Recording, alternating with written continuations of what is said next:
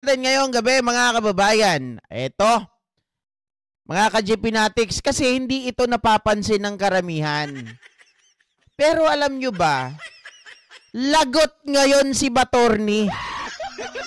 Dahil sa kanyang kabobohan, mga kababayan, yung impeachment ay natuloy. Yung impeachment napabilis tuloy. Bakit mga kababayan? Sabi po ng isang abogado, yung talagang mga totoong legal luminaries ay ganire. Ito daw kasi si Bato, mga kababayan, dahil sa kanyang kayabangan at kabubuhan at dahil nga po ito ay hindi abogado. Ha? Dahil hindi abogado, ito po ang napapala. Akala nila panalo na sila. Akala nila napahinto na nila ang impeachment trial sa pagpasa po o pag-remand ng article of impeachment doon sa Kamara. Pero ang hindi nila naiintindihan ay ito. Pakinggan natin mga kababayan ang pahayag ni Attorney Rene Bueno. Buenos días, buenos tardes, buenas noches, mga amigos, mga amigas, mga kompanyeros, kompanyeras. Magandang araw po sa inyong lahat. Ako po ang inyong lingkod, Attorney Rene Bueno. Ngayon pong episode na to ay ating pong tatalakayin na isang napakahalagang issue regarding the structure of our government. Ito po ay tungkol doon sa ating Senado. Okay. Sa kanyang pag-transform into an impeachment court. Ano ba ang relasyon niya? Ano ba ang kaugnayan niya sa isang sangay ng ating pamahalaan? Particularly itong House of Representatives.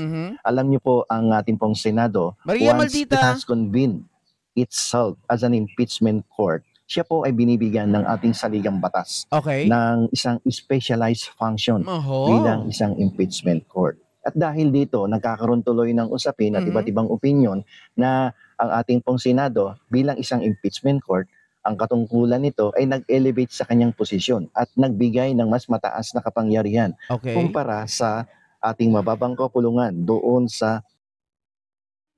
Ayun, patalastas. Grabe, saktong-sakto, sir.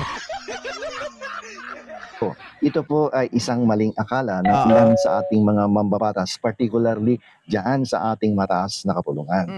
Ang pag-convene po ng Senado bilang isang impeachment court ay hindi po nagbibigay dito ng isang mas mataas na level na posisyon at mas mataas at mas malakas na kapangyarihan kumpara sa kanyang co-equal branch na mababang kapulungan. So mali po yung akala na yan. Ang ating pong Senado ay nandiyan dyan sa loob nito ang isang impeachment court, no? At ito ay naisa sa ilalim sa isang mas malawak na kapangyarihan ng lehislatura. So nandoon lang naman yan sa loob ng malawak na kapangyarihan ng Senado bilang isang lehislatura. So siya ay meron pa din patas o pantay na kapangyarihan at separate powers at as compared with the legislative branch of the government, particularly ang ating Kongreso o ang ating mababang kapulungan. So ulitin ko, mali po yung akala na hindi na Live po to, Gloria Mayore. Ang Senado at ang ating mababang kapulungan. Ang pag-convert po ng ating Senado bilang isang impeachment court ay nagbibigay lamang ng specialized function sa ating Senado upang sundin ang isang sistema. Ito po kasi ay isang mekanismo, isang sistema upang pairali ng checks and balances sa ating pamahalaan nang sa ganun ay i-allow ang ating isang sangay ng pamahalaang katulad ng Senado na nag-convert bilang isang impeachment court upang maging accountable ang ating mga public officials, particularly yung nandoon sa executive branch of the government, no? Make them accountable for them. Pakinggan natin to mga kababayan, hindi ako masyadong nagbibigay ng aking sariling opinyon. Bakit kanyo? Napakahalagang bagay po nito. Ito ay sobra pa sa importante. Kasi ito yung nakakalimutan nung mga walang kwentang senador. 'Di ba? Na hindi man lang nag-aaral ng batas, nagpapalaki lang po ng kanilang mga itlog. At puro yabang ang inuuna. Hindi nila alam, mga kababayan, sila po ang nagpapahamak doon po sa kanilang principal. Sino ba yung principal nila? Hindi yung si Miss Minchin, ha? Hindi ganon. Principal po, mga kababayan, yung kanilang pinapanginoon. Alam naman natin kung sino yan. My God. Diba? Yung mga Duterte. their misconduct. Yan po ang isa sa nagiging dahilan, no, kung bakit ang ating pong Senado ay nagtatransform bilang isang impeachment court. Pero ang transformation na yan ay hindi nagbibigay sa kanya ng isang mas mataas na level na posisyon at kapangyarihan laban sa mababang kapulungan o ang ating House of Representatives or House Prosecution Team. Hindi niya yan pwede basta-basta uutusan na lamang o bibigyan ng Charms, direktiba thank you. upang sumunod sa kanyang kautusan. Isipin po nating mabuti na ang impeachment court ay meron lamang isang specialized function at ito ay hindi pwedeng Teka lang. Sabi ni, sino ba yung nagsabi nun? Sabi ni Delia Bernardo, mabuti na lang bobo siya para matuloy at mabilis ang impeachment. Yan ang malaking pagkakamali ni Bato, mga kababayan. ikumpara sa isang regular court sa Okay. ilalim ng ating hudikatura. Mm-mm. So sana po ay malinaw yan na ang ating pong impeachment court ay mananatiling pantay sa ating House Prosecution Team na may sariling powers, no, may sariling kapangyarihan katulad ng impeachment court na mananatiling nasa loob ng mas malawak na kapangyarihan ng lehislatura o ng ating Senado. Ang ating impeachment court, uulitin ko, ay nasa loob lamang ng Senado. Tumaliwanag po yan, ha? Nasa loob yan ng mas malawak na kapangyarihan ng ating mataas na kapulungan. So, pantay pa rin yan. Okay? So, we will proceed with our another topic na kung tawagin natin ay ang pag-issue ng isang summons. Okay? So, ang summons po ay isa pong legal na dokumento na inilalabas ng ating hukuman and in this case ng ating impeachment court. Okay. Ang summons po ay isa pong notifikasyon Mhm. sa isang akusado, sa isang impeached public officials na nagsasabing, "Hoy, public official, merong nagreklamo sa iyo Okay. at ang reklamong inihatag sa iyo sa aming husgado ay ang mga sumusunod. Dito sa reklamo, merong 7 charges na sinasabi na iyong ginawa. Kaya ikaw ay binibigyan namin ng pagkakataon na sagutin ang mga reklamo nito.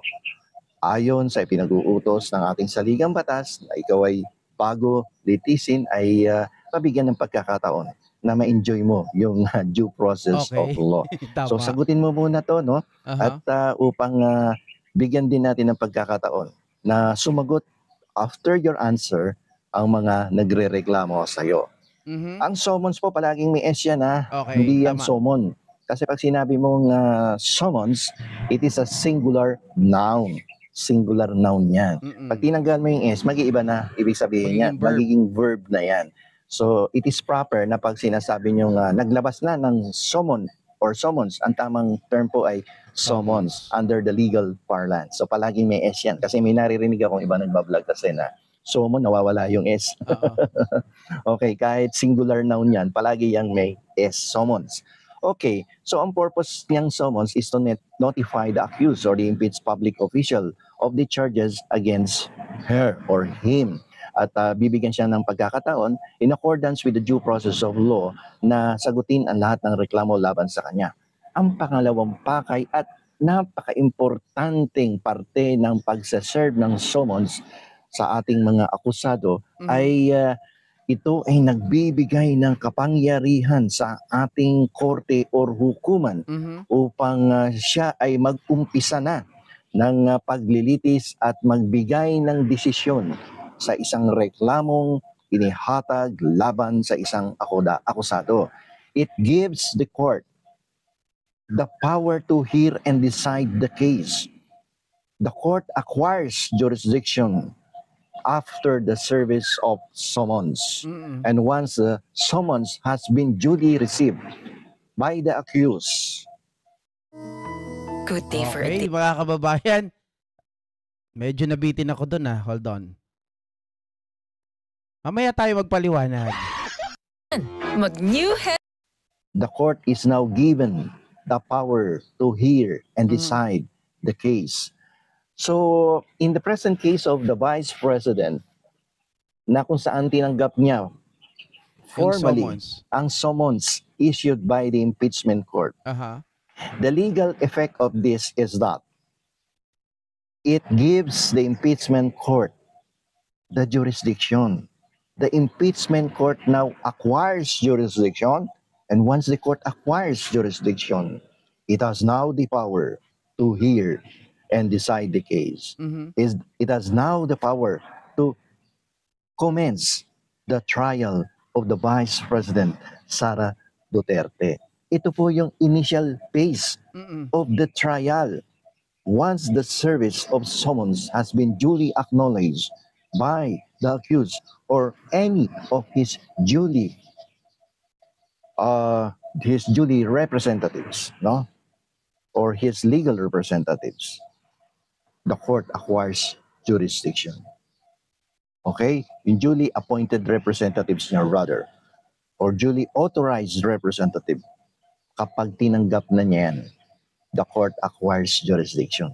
At kapag nag-acquire ng jurisdiction, tuloy ang laban. So maraming So, doon pa lang, bitinin natin ng konti mga kababayan, singitan ko lang para hindi tayo makopyright at hindi tayo ma-reuse. Ang ibig sabihin po ni Attorney Rene Bueno dito, mga kababayan, etong si Bato dahil nga po sa atat, diba? Sa kagustuhan po nila na matigil, ma-stop kaagad, ma-dismiss yung kaso.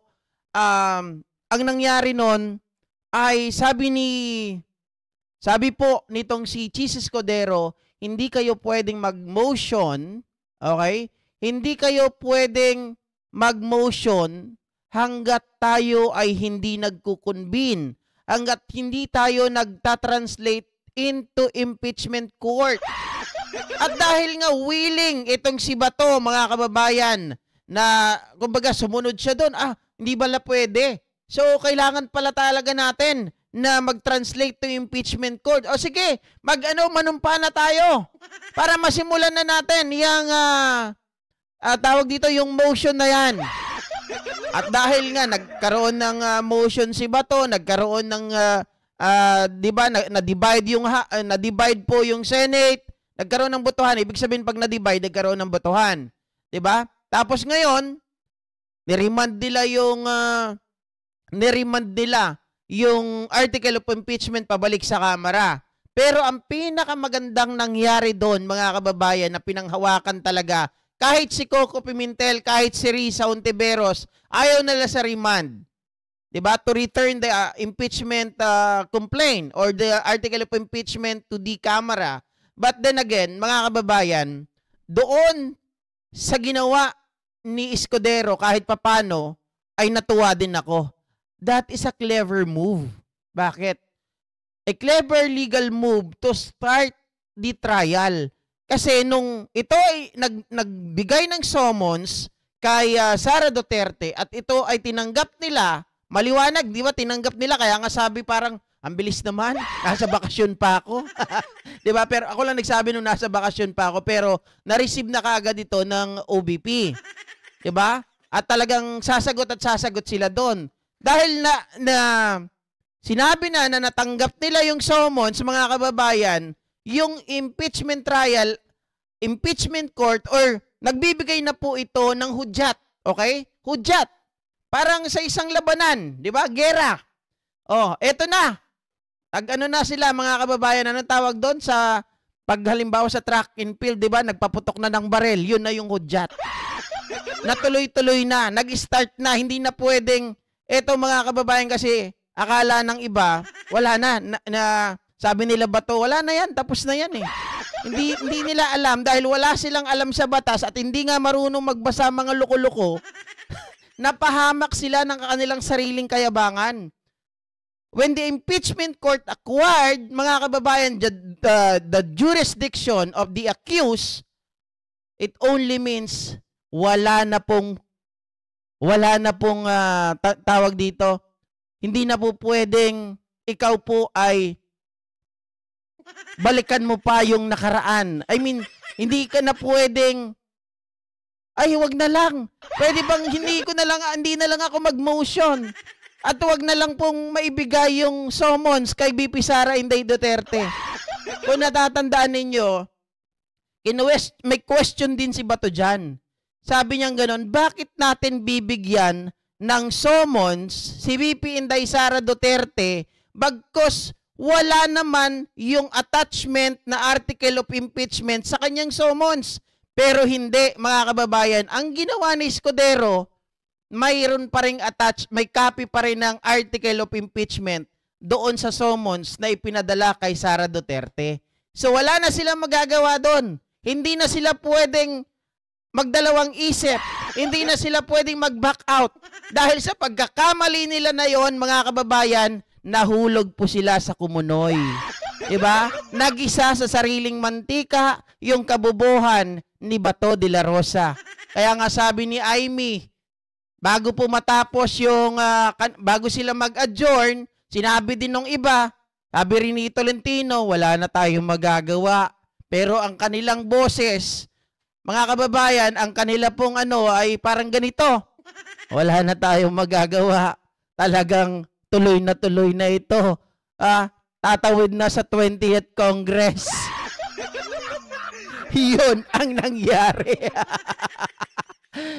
Nadali sila, mga kababayan. Hindi nila alam yung proceedings na kapag binigyan na ng summon si accused at sumagot ito, natanggap, mga kababayan, ibig sabihin tuloy-tuloy na yun kasi pinagpapaliwanag na si accused. At syempre, pag nagpaliwanag na si accused, mga kababayan, sasagot naman na si prosecutor. Yari kayo ngayon.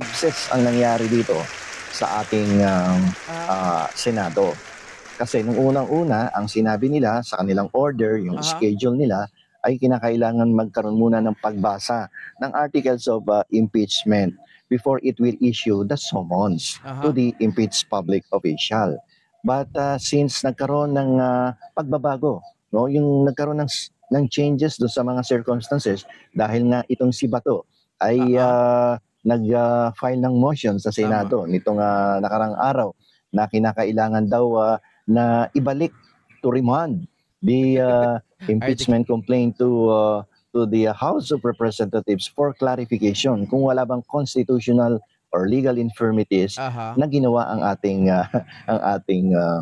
ating mababang kapulungan, which is according to our existing laws ay ito po ay hindi nararapat ginawa ng ating Senado. And some of the senators and some of the legal experts also opine that this is almost equivalent to dismissal of the case. But sa akin naman, nung umpisa, yun din ang naisip ko. Pero kagabi, akin pong pinagtuunan ng konting panahon ang mga pangyayari sa ating Senado at yung pag-service ng summons sa akusado. At akin pong napagtanto na ito po ay isang malaking pagkakamali na ginawa ng ating mataas na kapulungan. Error on the part of Bato and Company. So ngayon, parang nakikita ko si Escudero. Mukhang napaniwala nyo na ako, ha? Kasi si Escudero po yung nag-motion. Diba? Siya po yung nag-initiate to file a summons to the accused. Sabi niya ganun, okay, i-remand natin yung article of impeachment. Pero binibigyan natin ng 10 araw ang accused na sumagot doon sa summons. Kailangan maibalik sa atin within 10 days. Ay, mukhang Escudero, mukhang pero hanggang dyan ka lang muna. Diba? Pero kahit papaano, mga kababayan, doon sa ginawa na yon, naumpisahan po. Hindi po sabihin natin na kahit na delay, diba? Gamitin siguro natin, it's really way better to be late than never. Isang impeachment court. Because yung pag-remand mo sa sa House of Representatives na kung saan nire-require mo sila na mag-issue ng certification that there was no violation of Article 11 of the 1987 Constitution, and then also to give this statement na kaya pa bang itutuloy ba ng 20th Congress yung impeachment proceedings na to ay isa pong malaking blunder on the part of the impeachment court. Ang pagkakamali dito is that napakadali namang mag-issue ng certification ng ating mababang kapulungan that they fully complied with the requirements of Article 11 of the 1987 Constitution when it comes to and other provisions of the Constitution when it comes to the complaint, yung impeachment complaint, kung paano mag-initiate ng complaint, ilang beses dapat mag-initiate ng complaint diyan sa ating Kongreso.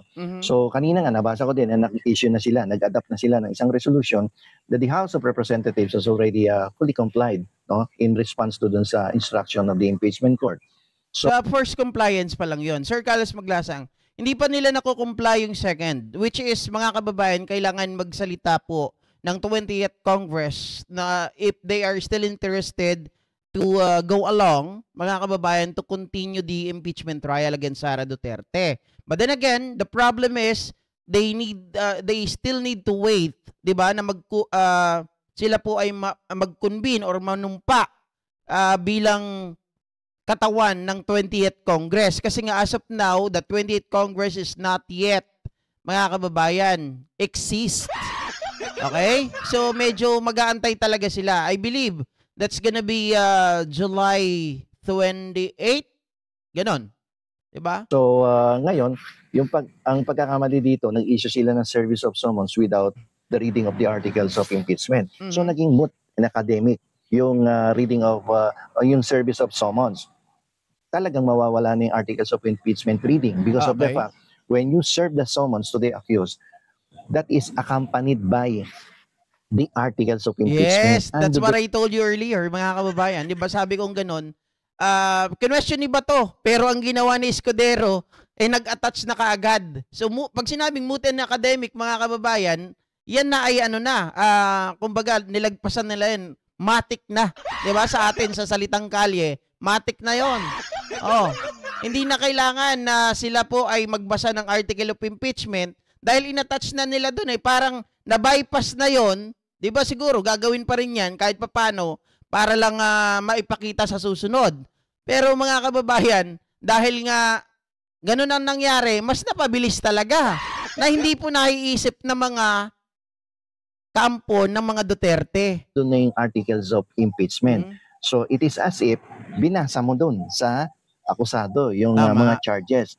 And in effect, legal effect niyan is that binigyan mo siya ng pagkakataon na malaman yung charges laban sa kanya at kung sino ba ang mga nag-aakusa sa kanya. That's true. So, yun yung legal consequence nun. So, tama naman si Senate President na naging moot na yung pagbasa ng articles of impeachment. Hindi mo na kailangan basahin yung articles of impeachment. Although, nawala yung public reading of the articles of impeachment, pero nasunod mo naman yung pinag-uutos ng ating saligang batas na kinakailangan ang isang akusado ay malaman ng akusasyon laban sa kanya at kung sino yung nag-aakusa sa kanya. With the service of the summons accompanied by the articles of impeachment, then that is full compliance of the constitutional law regarding due process at that is also in compliance with the rules of court regarding the service. Guys, pahingi naman ng like dyan, no?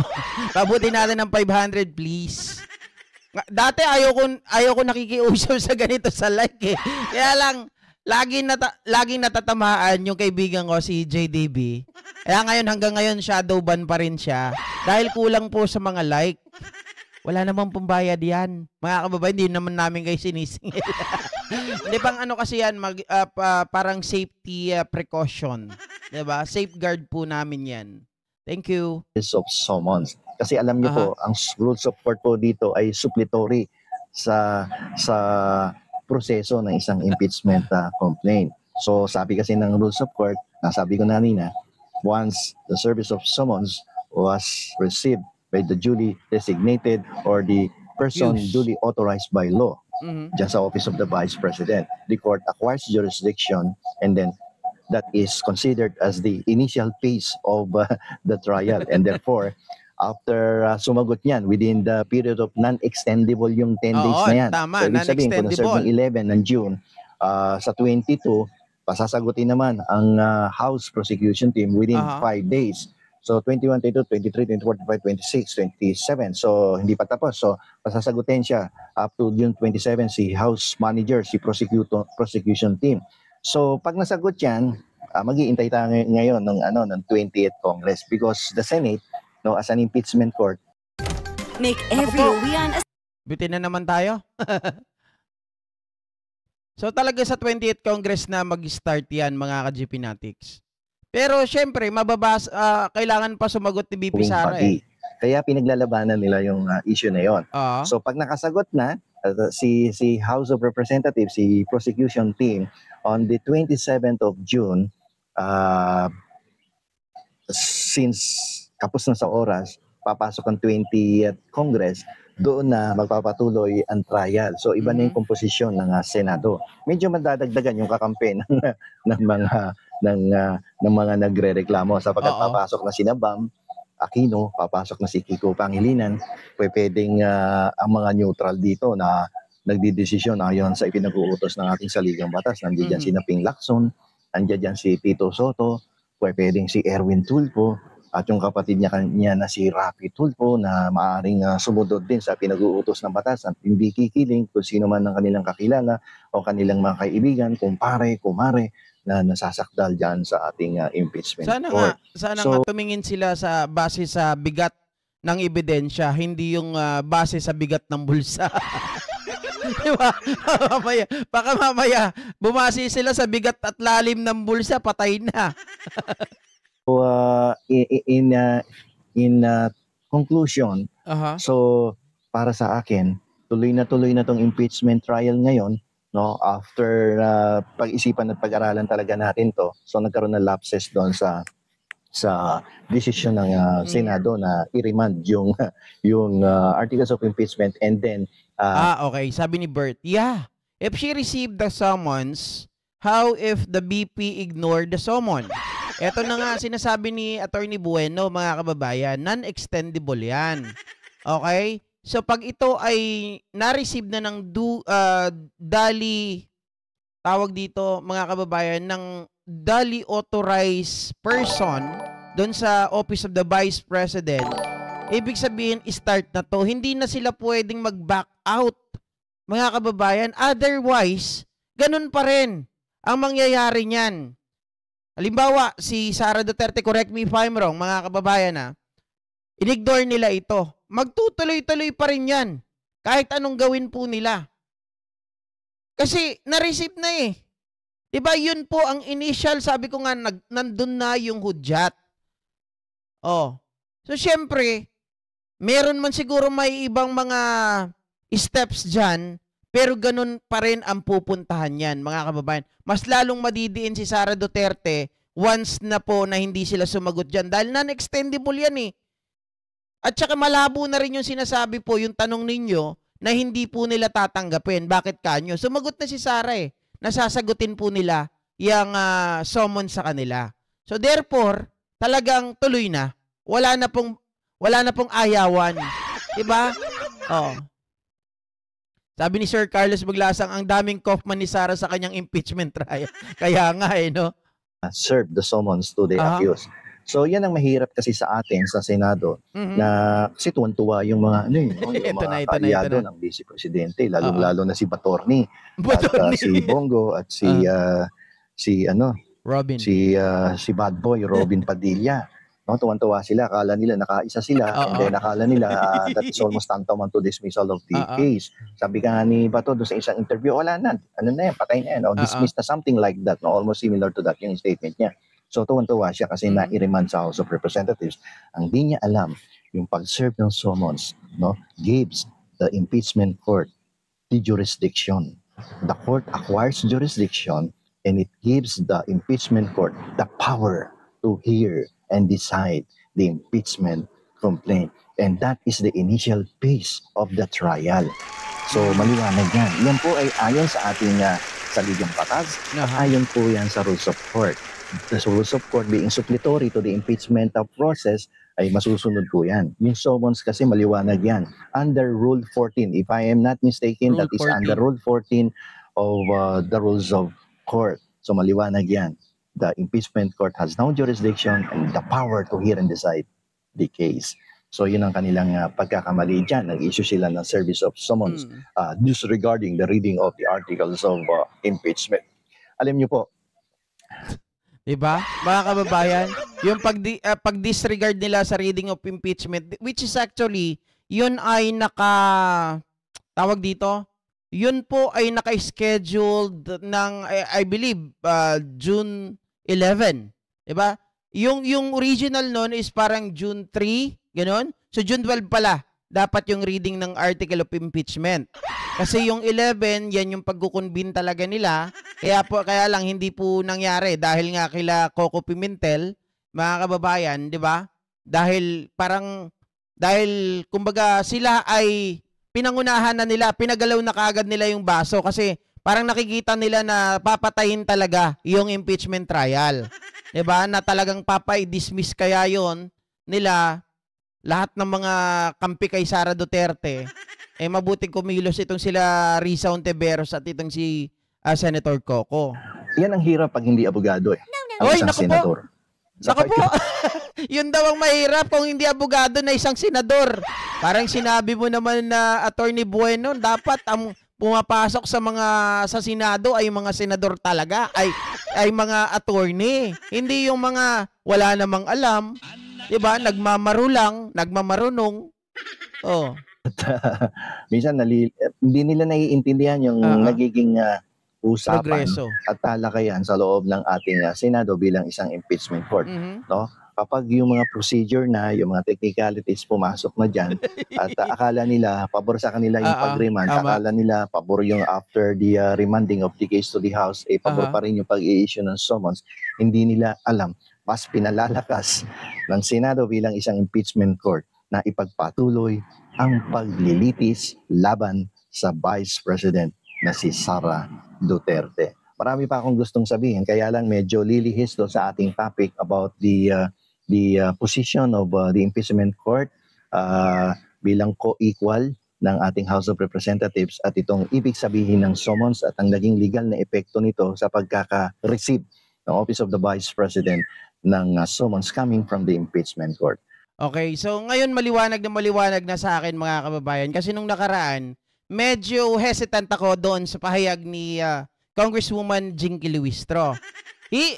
She was the first one, mga kababayan, na nagbigay po ng statement na ganito na tuloy na ang impeachment trial because the impeachment court acquired already the jurisdiction over the accused.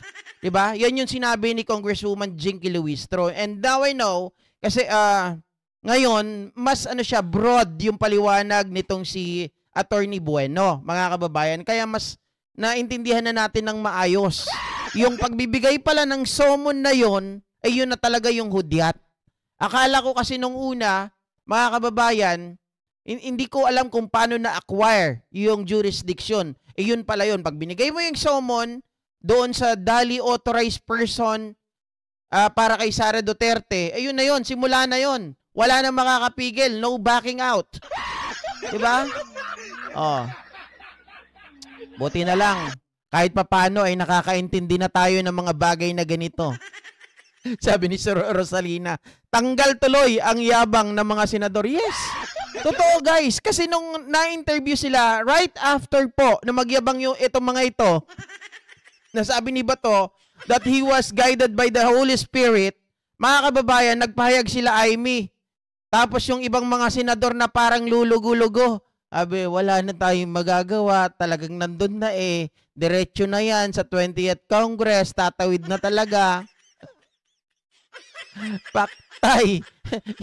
Parang yung kanilang salita mga kababayan, nawalan ng nawalan ng pag-asa na mailigtas si Sara. Ayan sabi ni Cora Yans, Jolly Authorized Representative. Duly authorized person kasi yung sinabi ko kanina, no? Pero okay lang yun, mga kababayan. Tayo naman ay, syempre, yung mga terminology natin, di ba? Similar lang din naman. Pero mas maganda to. Duly authorized representative. Sabi ni Amanatori, good news yan para sa akin, tuloy ang impeachment. Tuloy. Huwag kayong mag-alala. Kasalanan ni Bato yan. Kaya sigurado mga kababayan, masasabon ito si Bato. Diba? Baka masabunutan ni Sara to nang wala sa oras. Sabihin ng ina mo. Ikaw may kasalanan eh. Masyado kang atat. Hindi ka sumusunod sa strategy natin. Diba?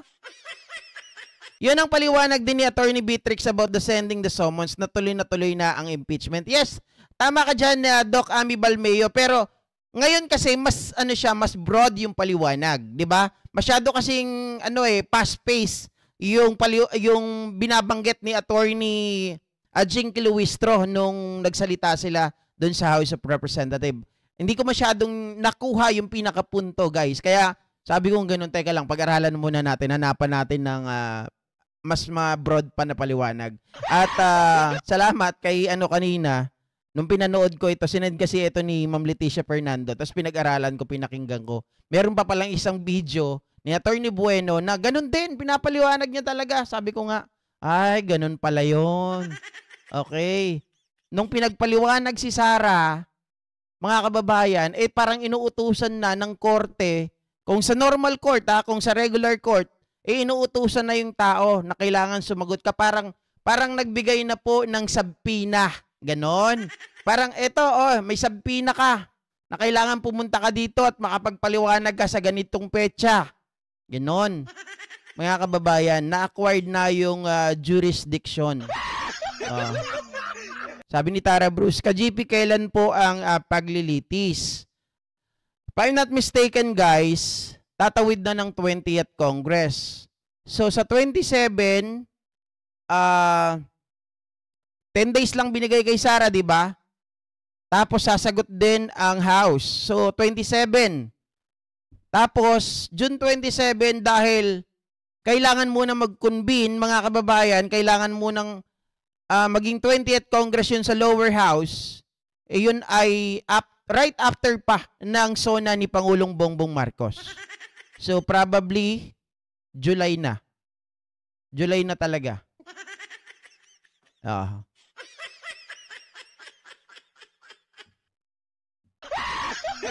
Salome Kagbabanwa. Itong si Opa walang laman ng utak.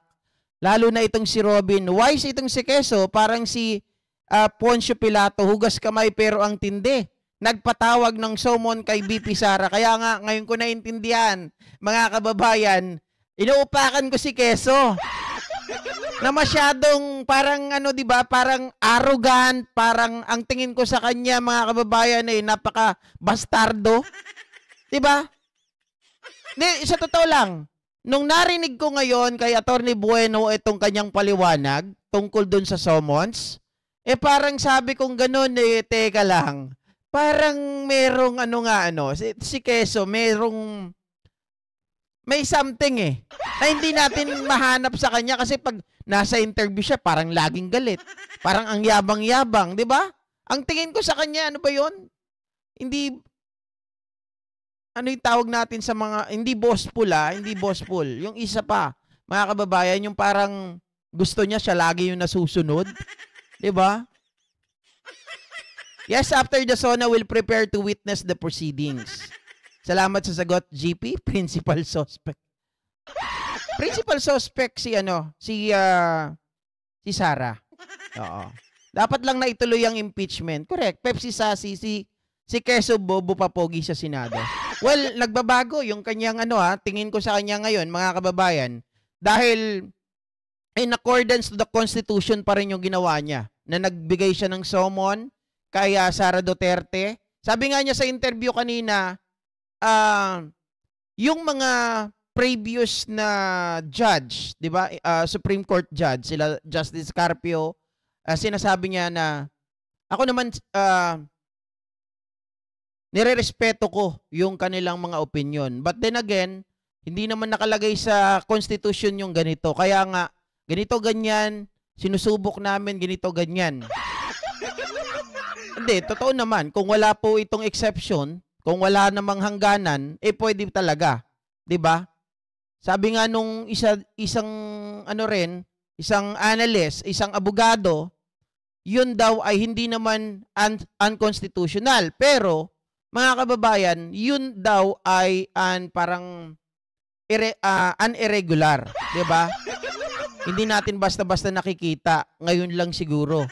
Nasa wata. I mean, ngayon lang na napagdaanan yung ganito. Sabi ni Salome, huwag mong banggitin yan, GP, kasi masama yan sa pandinig ng ating mahal na Panginoong Jesus, God of all. Blasphemous words yan, guided by the Holy Spirit, walang kapatawaran, yang gagamiting banal. Ano po yun? Ano po yun, Salome kag Babanwa? Sorry po, hindi ko po alam yung sinasabi ninyo. Ermita Laguna, Tudo. Sir, GP, actually si Senator Coco ang nag-motion na mapadalhan ng summon si Sara kaya sinunod ni Quezon. Siya ba? Mukhang okay, mga kababayan. Salamat po sa tawag dito. Salamat po sa pagbibigay ng info, Mama Ernita Laguna Tudo. Kung si si Coco nga yun, si Coco. Diba? Babaguhin ko na naman yung statement ko. Ganun ba yan? Hindi. Ibig sabihin kasi si Escudero as presiding judge or presiding officer, pwede naman niyang tanggihan yung sinasabi ni Coco. 'Di ba? Pero as long as na sinabi niya yon at sinunod niya si Coco, mga kababayan, so parang nakikita ko pa rin yung fair and balance kahit papaano. Okay? So ito naman ang pag-usapan natin, mga kababayan.